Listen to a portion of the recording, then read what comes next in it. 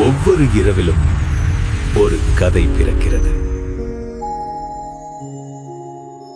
Episode 2. அவள் திரும்பி வந்தாள். அந்த இரவு மழை இல்லாமல் இருந்தாலும் வானம் கருமையாக இருந்தது. காற்று கூட அசையவில்லை. ஆனால் வீட்டுக்குள் ஏதோ நகர்ந்தது. அனிகன் படுக்கையில் உட்கார்ந்திருந்தான். அவன் கையில் இருந்த சிவப்பு குறி மெதுவாக எரியும் போல இருந்தது. துடித்தது, இதய துடிப்பைப் போல. அவன் பயத்தில் பார்த்தான். இது என்னடா?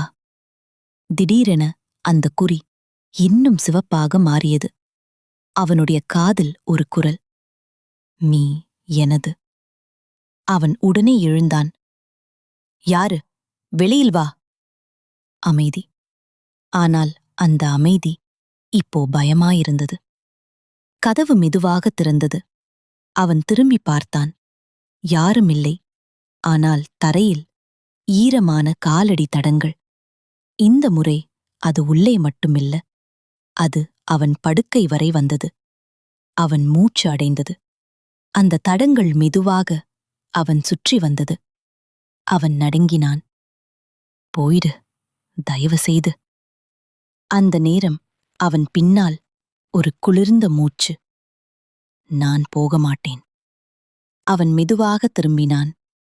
அவள் அவன் முகத்துக்கு மிகவும் அருகில். அவள் கண்கள் கருப்பு. அவள் வாயில் இரத்தம். நீ என்ன பார்த்துட்டே. அவன் கத்தினான். மின்னல் ஒளி. அடுத்த வினாடி அவள் மறைந்தாள். அவன் தரையில் விழுந்தான். மூச்சு விட முடியாமல். காலை அவன் கண் திறந்தான். ஆனால் இந்த முறை அவன் கையில் மட்டுமில்ல, அவன் கழுத்திலும் அதே குறி. அவன் அதிர்ந்தான். வீட்டின் சுவரில் ஒரு புதிய எழுத்து. வா. அது இரத்தத்தால் எழுதப்பட்டது போல. அவன் வீட்டை விட்டு வெளியே ஓடினான். தேநீர் கடை. அதே முதியவர். அனிகன் அவசரமாக சொன்னான். அவ என்ன விட்டுட மாட்டேங்கிறா. அவர் அமைதியாக இருந்தார்.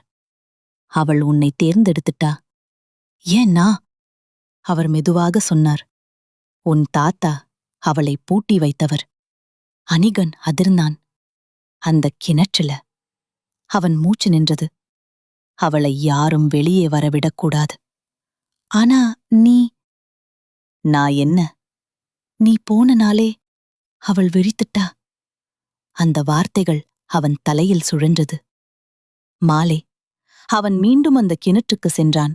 இந்த முறை அந்த இடம் இன்னும் இருண்டிருந்தது.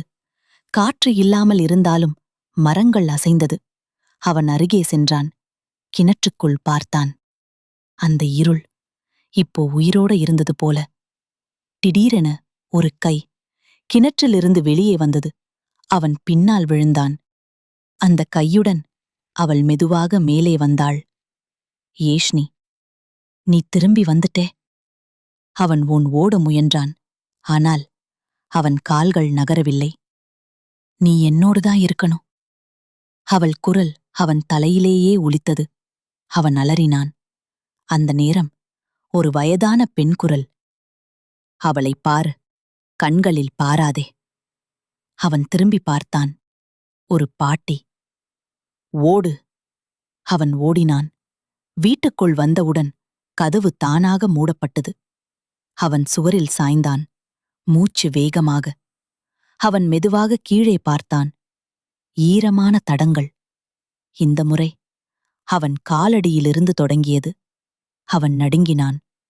அந்த நேரம் அவன் ஷேடோ. அது அவன் மாதிரி இல்ல.